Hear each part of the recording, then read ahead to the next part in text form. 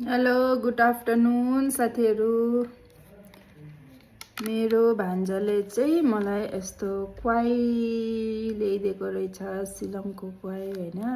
यो हेर्नुस्, सुपारी। यता चाहिँ सुपारी भन्छ हो, हामी यता चाहिँ क्वाई भन्छौँ हामीले, गुवा क्वाई। यो हेर्नुस्, यस्तो पत्तामा ला झर्यो। यहाँ नि है, यहाँ छ पत्ता अनि यहाँ क्वाई सुपारी गुवा। अनि क्वाईको पास नारियल पनि हुन्छ, हेर्नुस् नि कस्तो मजाले है, कस्तो मजाको हुन्छ। यी साथीहरू कोलाई मनपर्छ आउनु होला मेरो घरमा खानुको लागि। बेसी त छैन, एउटा एउटा खाम्ला सबैजना हैन। ल खाए ल, म चाहिँ खाइहालेँ। देख्दै खाम खाम लाग्छ,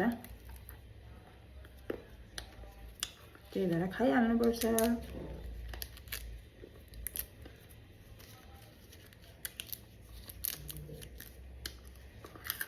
यो पानको भित्र चाहिँ चुन अनि यस्तो अदुवा पनि हुन्छ, हेर्नु न अदुवा। अदुवा चाहिँ बेसी खाँदैन, कस्तो ठुलो छ अदुवा पनि। चुन पनि मैले बेसी खाँदिनँ, लाग्छ नि त टाउकोको मर्छ हो, यस्तरी खान्छु।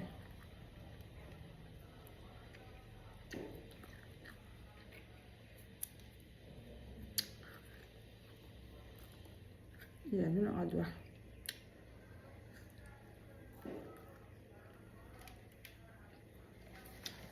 अब नारियल खानु पर्यो अलिकति।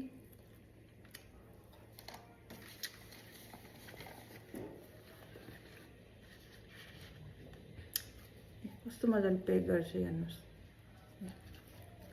अब यस्तो पेक गरेर राख्नु पर्यो, ताजा ताजा हुन्छ कि यस्तो पत्तामा पेक गरेको चाहिँ ताजा।